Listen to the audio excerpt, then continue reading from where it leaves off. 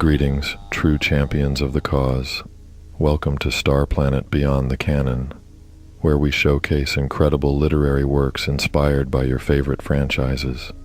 In today's episode, we'll be diving back into a fan-made tale set in the iconic world of Tron, Walt Disney Productions' groundbreaking 1982 science fiction action-adventure film, written and directed by Steven Lisberger, with a story by Lisberger and Bonnie McBird.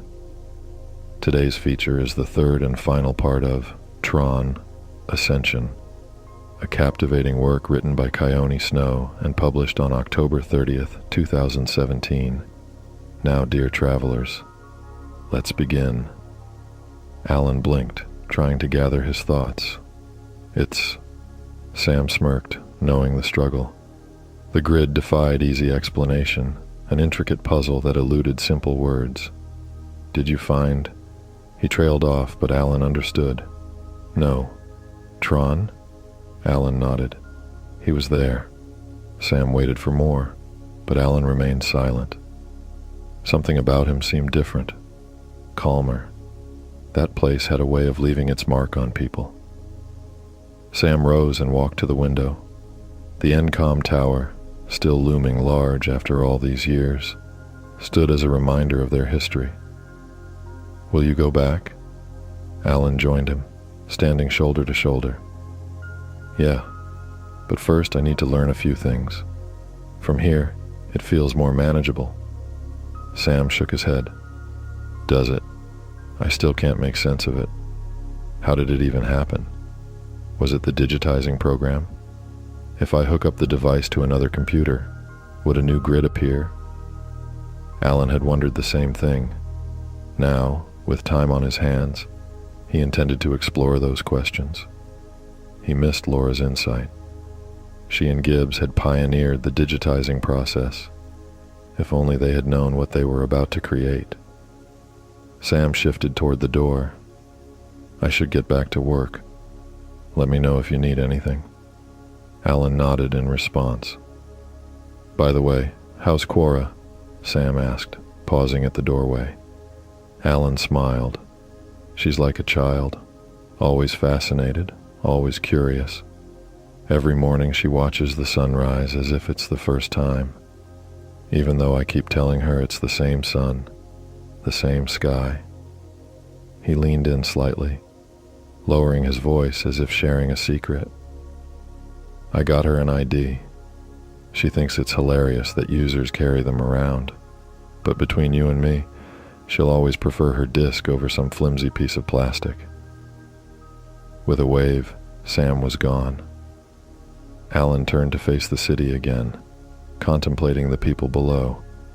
None of them had the faintest idea about the hidden reality inside the machines they used every day. What would they do if they knew? He left the office, his thoughts still drifting. This office had seen its share of transformations. When Dillinger reigned, it was dominated by a single intelligent desk controlling the entire ENCOM network. Flynn had turned the place into a creative workshop, cluttered with electronics and blueprints, his genius at home in the chaos. Now, with Sam leading, the space was sleek and orderly. The walls lined with monitors tracking everything from power flow to satellite storage. Everything had its place, and if something went wrong, the system would alert the right people. It was a method that protected their projects from the kind of corporate sabotage Dillinger had attempted so many years ago. Alan reached the elevator, pressing the button for Laser Bay 2. Oddly enough, no one had ever bothered renaming it. Most employees were barred from the area. They could ride the elevator, but the biometric scanner at the bottom ensured only a few ever went beyond. Speculation about what lay below ran wild. Rumors of an advanced research facility or a massive backup system. But no one dared investigate further. The unspoken rule was clear. Snoop around, and you'll be replaced before you can apologize. The doors opened, and Alan stepped inside, ready to test some new theories. Alan had spent long hours mastering the nuances of the old system. He had reworked the interface to minimize errors, ensuring it could seamlessly operate on newer machines. While at it, he decided to go a step further, building a control suite into the nCloud Manager. This suite would automatically scan files, verify their integrity, flag duplicates across drives, and compile a comprehensive index of file names. With this in place, file searches and retrieval would take just seconds. The task was immense, and the programming team worked overtime for weeks to get the software ready. Alan personally tested every aspect to ensure it performed flawlessly. Now, he was poring over feedback from beta testers. The list of bugs wasn't long, and none were particularly worrisome. In a few days, they could smooth out the remaining issues and conduct real-world trials. Alan had also made sure a strong antivirus was integrated into the suite. His control program would be the first checkpoint for any files entering the nCloud system, and while he doubted most users would bother scanning their files, this layer of protection made him feel a little better. Realistically, how many people ever checked their files beforehand? It was nearing midnight. After hours spent glued to his monitor, Alan wasn't sure what he needed more: a shower, food, or simply collapsing into bed. But despite his exhaustion, he felt a rush of energy. The thrill of seeing everything come together was unmistakable. A week had passed since the first version of the control program was up and running. The bulk of the issues had been fixed, and the interface had received a much-needed overhaul. "Looks good," Sam said after skimming the project summary. "But I'd like to mess around with it myself." Alan chuckled. "I figured you would. That's why I set up a simulator for you." Sam took the tablet, quickly navigating through the menus. "Interface feels a bit crowded," he muttered. "That's because you have full access. Regular users will only see about a third of those options. So, I can upload anything to it, even a virus? Go ahead, try it." Sam selected a file flagged by the cybersecurity team as a 0-day threat. The antivirus immediately detected it, flashing a warning and initiating a 5-second lockdown before severing the connection.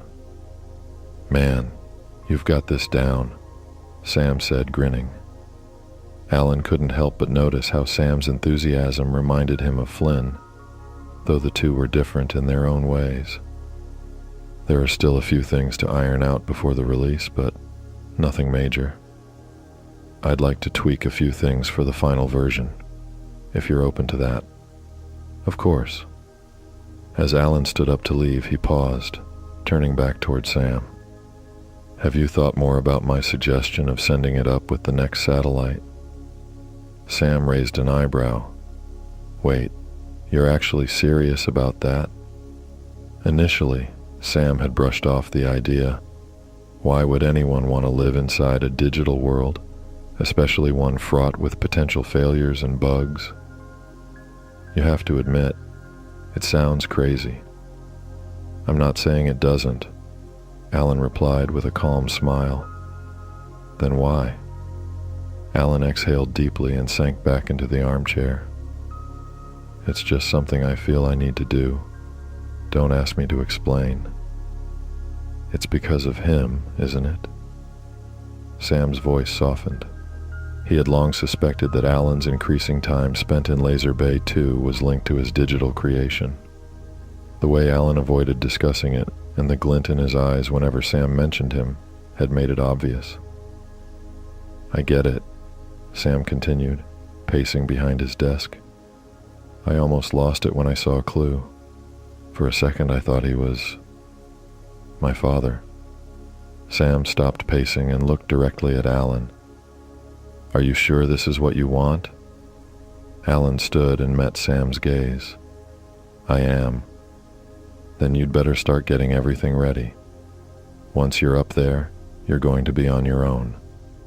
And with that, let's take a break." We will be right back after these messages. You are watching Starplanet, Beyond the Canon.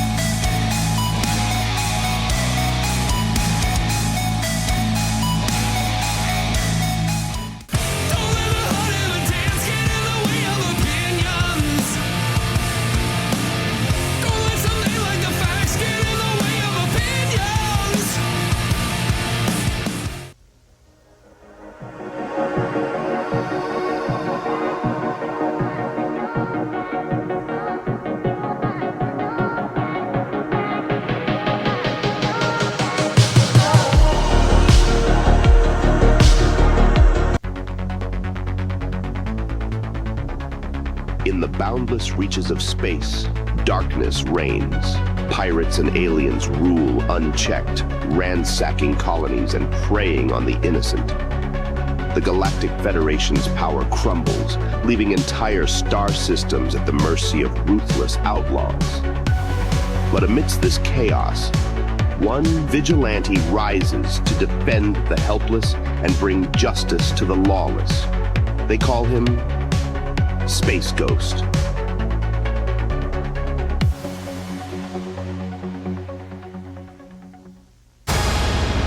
Greetings, true champions of the cause. We hope you're enjoying your stay here on Starplanet. Please allow me to take this opportunity to introduce you to Starplanet Music, a continuously expanding portfolio of musical works that spans an impressive array of genres.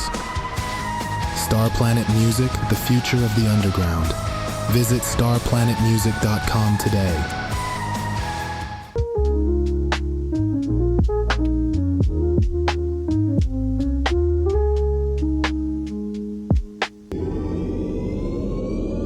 The new Beef Superior is here, only at Starry's. Wherever you are in the universe, there's always one place that feels like home. Starry's, eat in or eat out, but always eat the best.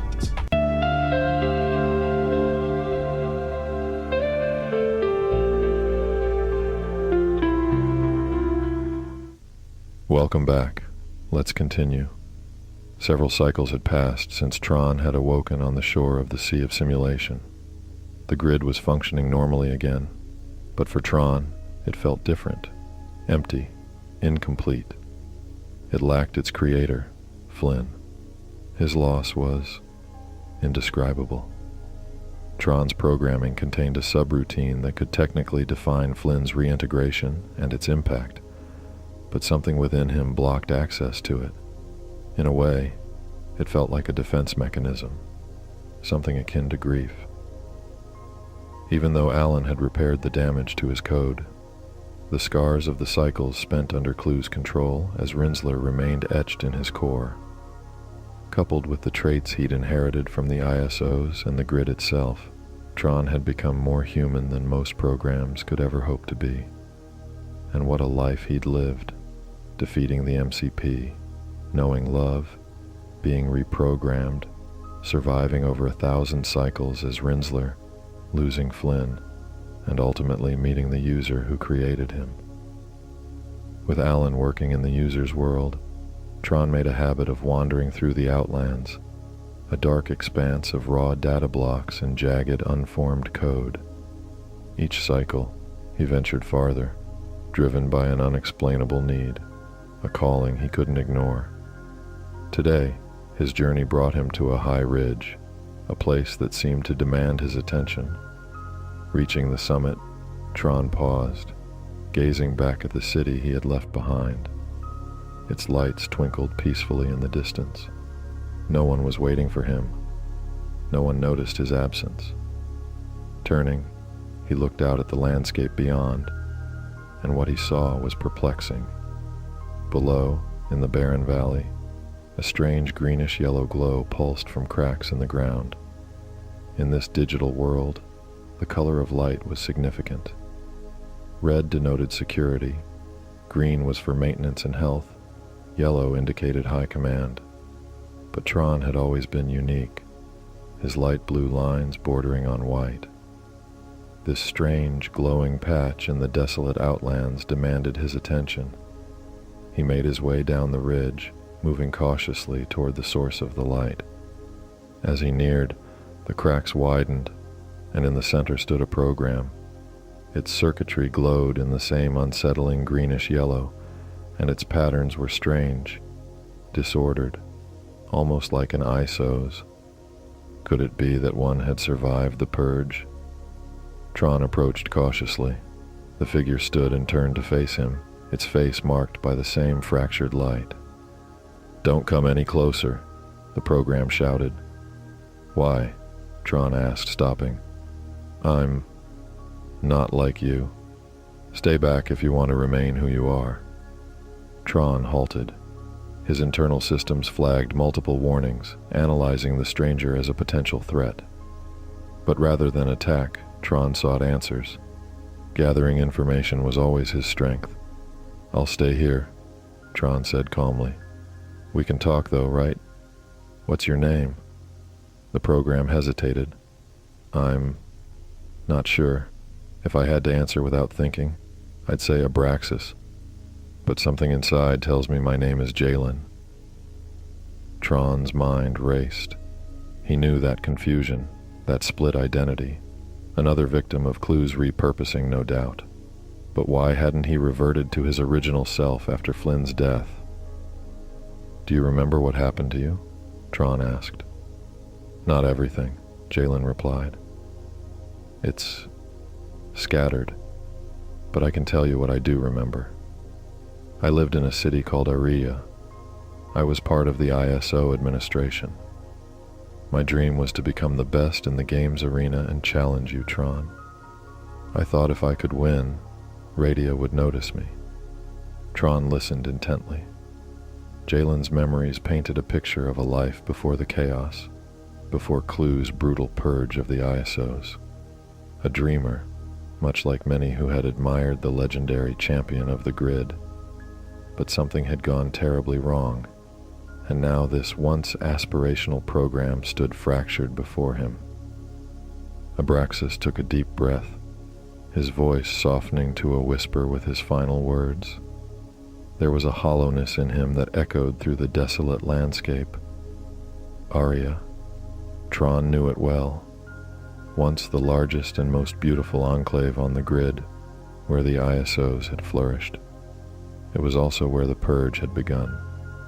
He, Flynn, and Clue had met with Radia in hopes of resolving the tensions between ISOs and the regular programs.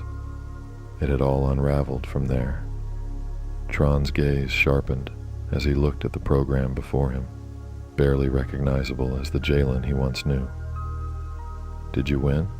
Tron asked. "Yes," Abraxas replied, devoid of pride. "I became the best. I was deemed the top contender for a match against Tron. But before I could face you in the arena, Clue summoned me. He said I'd already won my reward, and I was to meet him to claim it. After that, everything is fragmented. Somehow, Clue turned me into this. You wanted to defeat Tron in the games. Do you know who I am?" "I don't care who you are," Abraxas said bitterly. "After hundreds of cycles wandering alone, I'd talk to a grid bug if it would listen."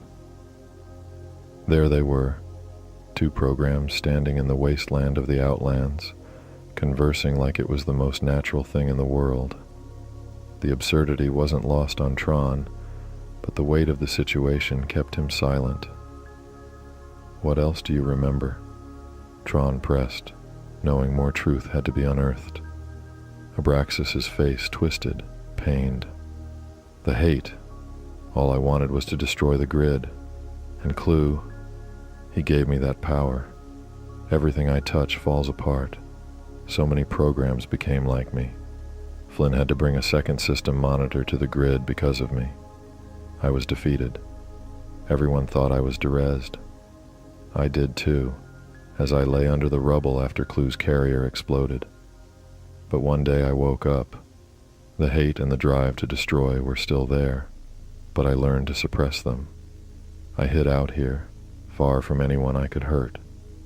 And now, all I do is wait for it all to end. The only thing keeping me sane are the memories of Jalen. That's what stops Abraxas from destroying everything. Tron listened in silence. Words felt inadequate. How could he console this tortured soul? Abraxas, this virus, was too dangerous to leave the Outlands. He carried destruction like a disease, ready to infect anything he touched. But how could Tron stop him without risking contamination himself? For a long while, neither moved, locked in a silent standoff. "Now what?" Abraxas asked, his voice hoarse. Tron finally broke the stillness. "You know who I am, don't you? I'm the one you wanted to face in the games, to impress Radia." As he spoke, Tron revealed his face. Abraxas recoiled, a flicker of shock crossing his features. "So, it's in your code," Abraxas said softly. "You have to derez me because I'm a threat to the grid. That's how it works." His tone held a strange relief, as if he'd been waiting for this. Then, a sudden glint of realization hit him. "Maybe Flynn could." "Flynn can't help you." Tron's voice broke, carrying the weight of loss, despair, and unhealed wounds. He caught himself and softened his tone. "Flynn is gone. Forever. Things have changed. You're the only program left that hasn't." Abraxas blinked, his mind struggling to comprehend. "Maybe that's because I'm not a program of the users. The sea of simulation created me. I'm an ISO. You're the last of the ISOs," Tron said quietly. The weight of those words hit Abraxas like a tidal wave. "The last of the ISOs." The phrase repeated endlessly in his mind, stoking the flames of his anger and sorrow. His city, his people, everything was gone, and he was all that remained. My city, Aria. What happened to it? Clue betrayed Flynn. He took control of the grid and sought to create his version of perfection. In his perfect system, there was no room for ISOs. He hunted them, forced them to fight in the games until they were derezed. The purge. No one survived. You're the last of your kind. The truth was too much. The rage that Abraxas had fought to contain for so long erupted. In a blind fury, he attacked, charging at Tron without even drawing his disc. Tron, caught off guard, reacted a moment too late. By the time he managed to derez his attacker, it was already too late. The virus had spread. Tron's systems, once pristine, were now contaminated with the malevolent code that had infected Abraxas. The danger hadn't been stopped. It had only begun. Alan gazed out of Sam's office window, the city lights flickering to life in the deepening twilight. He had always been drawn to these moments of transition, when day slipped into night, when one world blended with another. Soon, his own transition would be complete, moving from this reality to the grid, forever. Sam's voice, as usual, jolted him from his thoughts. "Looks like we scored again," Sam said, trying to lift the mood, though he knew Alan's mind was elsewhere. Alan managed a distracted nod. "Come on, cheer up. The CP's taken off more than we could have hoped. You've outdone yourself." "It wasn't just me," Alan replied, half-heartedly. "There was a whole team." "Yeah, but you're the architect of it all. You brought it to life." Alan glanced at Sam as they moved into his office. Sam was the embodiment of what Flynn had been in his prime, full of energy and vision, eager to push boundaries. It made Alan think of Flynn, of the past, and of what he was leaving behind. Sam handed him a beer, and Alan couldn't help but smile. 8 years ago, Alan mused, if you'd told me we'd be sitting here, sharing a drink in this office, I'd have thought you'd lost it." Sam chuckled. "And yet, here we are. To us." They raised their cans in a quiet toast. For a moment, neither spoke. There was too much unsaid, too many unspoken goodbyes hovering in the air. Breaking the silence, Alan shifted the conversation. "I've almost finished the last updates for the grid. Compatibility issues are sorted. Anything else I can manage once I'm inside." Alan could sense the weight of Sam's thoughts. His decision to leave had affected them both in ways they hadn't quite addressed. For Sam, it was like losing Flynn all over again, another father figure slipping away. "There's no way back," Alan said, almost as if testing the air. Sam stared at the cityscape. "I know." They had agreed on dismantling the digitizer once Alan made the transition. They couldn't risk the tech falling into the wrong hands. A digital apocalypse was a very real possibility. Alan finally broke the tension, putting the can down. "I'll run the final test soon. I'll let you know when it's time." And with that, he left the room, leaving Sam in the dim glow of the setting sun, both knowing this was one of the last times they'd share this world together. Alan stepped into the shower, the warm water cascading over him as he savored the quiet moment. He poured himself a cup of coffee, its rich aroma grounding him after a night spent drifting through memories. The strange feeling of embarking on a journey with nothing in tow weighed heavily on him. He dressed deliberately, ensuring his appearance was impeccable, an old habit from his days at the helm of ENCOM. Before he closed the door for the last time, he took a sweeping glance around the room, his gaze lingering on a weathered photograph of Laura. The pull of nostalgia was too strong. He retreated into the space to grab the picture, a tangible piece of his past. Outside, the streets lay in hushed stillness, bathed in the soft glow of dawn. The weekend had coaxed people into leisure, leaving the city eerily quiet. Opting for a walk, Alan made his way toward the ENCOM tower, a mere half-hour from his home. The familiar path felt both comforting and foreign. As he approached the entrance, the security guard greeted him with a nod, opening the door without the customary verification. Alan stepped into the elevator, which whisked him down to the building's depths. The door to Laser Bay, too, stood ajar, a silent invitation. "I thought you might reconsider," Sam remarked, focused on fine-tuning the digitizer and conducting a comprehensive system diagnostic. "And yet, you're still preparing for my departure," Alan replied, a hint of warmth in his voice. Their eyes met, each smile reflecting a profound connection forged over recent weeks. Words were no longer necessary. Alan leaned closer, scrutinizing Sam's work. The systems were operating within expected parameters. "The diagnostic will take a few more minutes," Sam informed him, his tone betraying a hint of anxiety. Alan offered no response. What comfort could he provide in this moment? He studied Sam, who was absorbed in the readouts, yet Alan could sense the effort behind his composed facade. An intermittent beep signaled that everything was ready. Sam typed the command to initiate the digitizing subroutine, and the laser began to hum to life. Alan positioned himself before the aperture.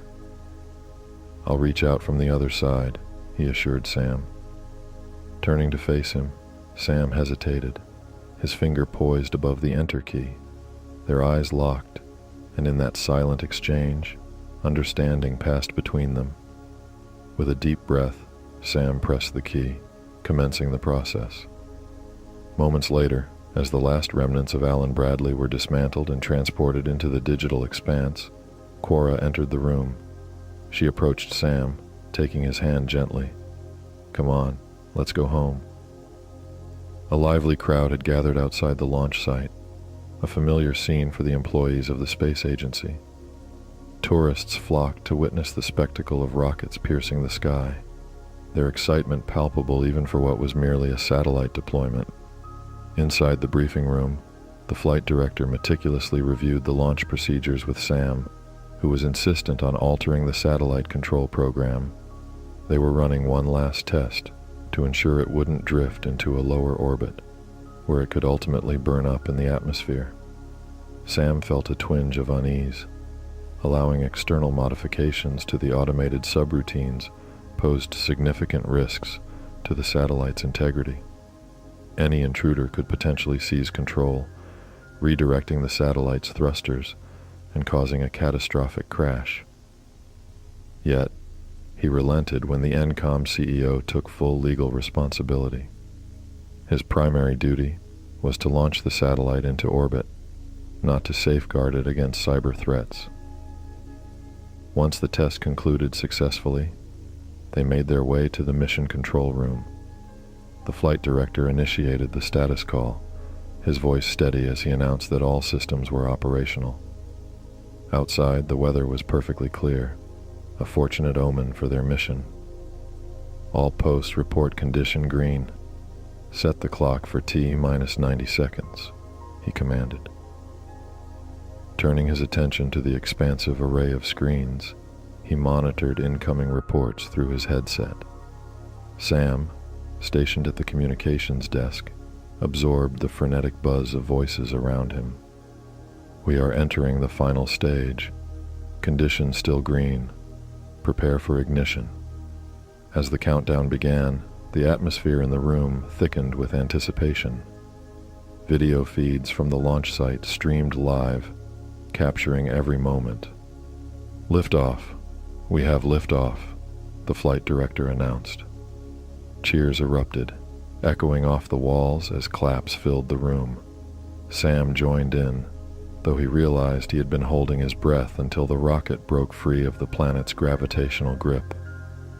Telemetry data began pouring in, and the team shifted their focus back to their tasks. "Stand by for separation," the flight director instructed, his voice calm amidst the excitement. With the fuel tanks empty, the main body of the rocket detached, plunging into the ocean below. The first stage completed seamlessly. A few moments later, the satellite was successfully placed into orbit, a tiny speck in the vast expanse of space. Alan stepped through the portal, allowing his eyes to adjust to the dimness that enveloped him. He scanned the surroundings, searching for Tron, who was always present whenever he arrived in this digital realm. He must be preoccupied with the updates we're implementing in this, my world, Alan mused. After waiting a moment longer at the portal, he decided to venture out. As he entered the city, he was struck by how much it had transformed. Towering new structures were rising against the skyline, while others thrummed with life, operating at full capacity. All of this was the result of the control program. Firewalls dotted the landscape, making it increasingly challenging to reach the heart of the city without the proper permissions. No one impeded his passage from one section to another. The user held a prominent status in this world. Alan strolled through the bustling streets, intrigued by how this digital domain had evolved since he had given it a renewed purpose. He considered stopping one of the security programs to inquire about Tron, but quickly dismissed the idea. He was near the command center, and Tron couldn't be far off. He made his way to the main operations room, which buzzed with administrative programs working diligently to maintain the city's functionality. Yet, there was no sign of Tron amidst the activity. Alan proceeded to his usual workspace, a cozy nook dominated by a massive screen that stretched across one wall, accessible from a nearby desk. Everything appeared normal. The flow of energy pulsed steadily, with no anomalies detected in the code stream nexus. The control program functioned flawlessly. He activated the query interface and typed in Tron's location, but the response left him reeling. No such program. And with that, true champions of the cause. Our story has come to an end. I thank you for spending this time with us, and I look forward to seeing you again. Please let your thoughts be known in the comments. I truly look forward to reading them. I urge you to go and sort out more stories by Keone Snow. Her native language is Romanian and has taught herself English, and the fact she has written this in English is quite the feat. A truly talented person. So, until next time, please like, comment, and subscribe. Go visit enterstarplanet.com for more, and until our paths meet again, I have been your host, Arius Vallo. See you in the shadows, my love.